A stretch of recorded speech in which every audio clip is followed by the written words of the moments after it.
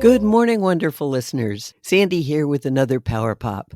I was talking with a friend who was telling me how disappointed he was that something he had really wanted to make happen didn't work out the way he wanted. And he was regretting the way he had gone about it and beating himself up, thinking that he should have done something different. And it got me thinking about how to deal with disappointment and regret, because those two things are inevitable parts of life, whether it's a career path that didn't go as planned, a relationship that ended unexpectedly, or just a decision that didn't turn out the way you hoped. We all have moments that create feelings of disappointment. Often, regret follows closely behind as you reflect on the choices you made and wonder what might have been if you had done things differently. However, both disappointment and regret, while uncomfortable, are natural and can also be powerful tools for self-growth if you choose to process them in healthy ways. Disappointment arises when things don't unfold as you expect or desire. It's often linked with unmet expectations, whether personal or external. You can be disappointed in yourself. You can be disappointed that you didn't get the job promotion you wanted. You can be really disappointed if a relationship ends or if there's a significant life change. Regret, on the other hand, is the sense of sorrow or remorse over past decisions. It's a feeling that often comes with hindsight, when you realize that the choices you made didn't lead to the results you hoped for. While disappointment is often more transient,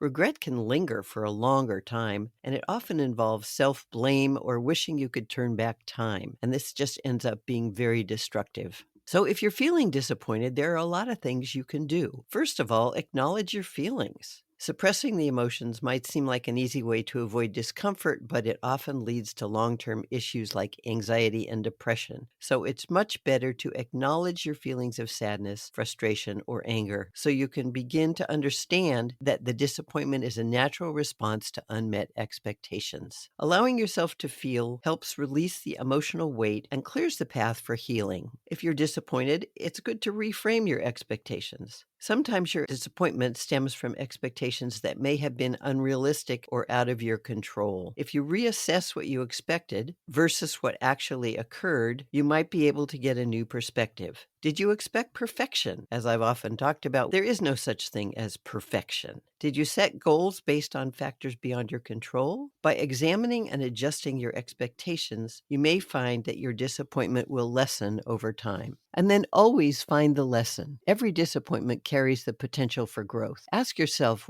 what can I learn from this experience? Did it teach me something about myself or others? Maybe the setback was an opportunity to sharpen your skills, learn resilience, or shift your focus to new goals. Even though it may not feel like it in the moment, each disappointment has the power to shape you into a more informed and capable person. Being kind to yourself in the face of disappointment is crucial. It's easy to criticize yourself or feel like you've failed, but this only deepens the emotional wound. Treat yourself with the same compassion and understanding that you would offer a friend going through a similar struggle. Self-compassion fosters emotional healing and reduces the negative impact of your disappointment. And then look for alternatives. While the original outcome may not have been what you wanted, this is a great time to evaluate what other options or opportunities are available to you. Life doesn't end with a setback, and often it's the opportunity to redirect and find something even better. Redirecting your energy into exploring new opportunities and reevaluating your goals and finding ways to adjust your path might get you to an even bigger and better goal. When you're dealing with regret, there are also many things you can do.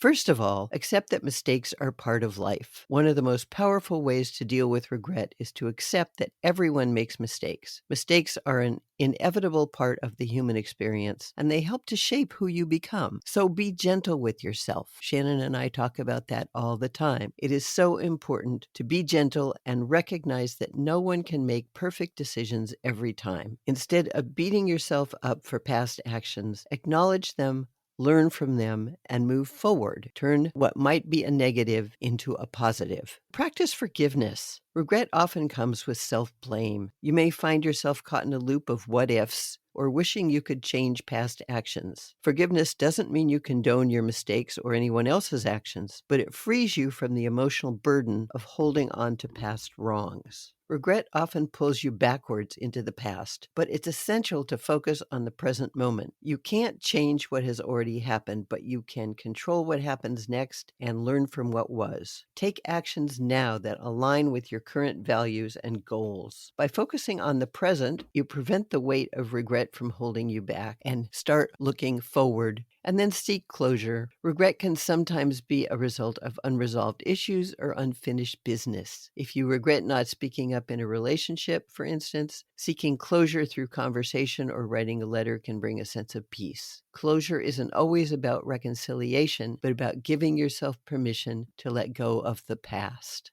Like disappointment, regret often carries valuable lessons. Instead of viewing your past decisions as failures, consider them as stepping stones to greater wisdom and growth. Ask yourself, how have my past choices shaped my current self? In what ways can I use regrets as motivation to create better outcomes in the future? Shifting your perspective can transform regret into a tool for personal development. The bottom line is, dealing with disappointment and regret involves learning to be more self-aware, self-compassionate, and proactive.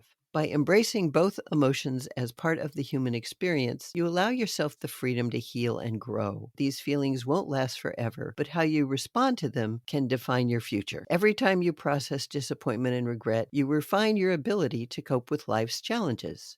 Please be kind to yourself, stay open to learning, and remember that with every experience, you are becoming more resilient, more compassionate, and more prepared for the next chapter of your journey. And always, please be sure to claim your power.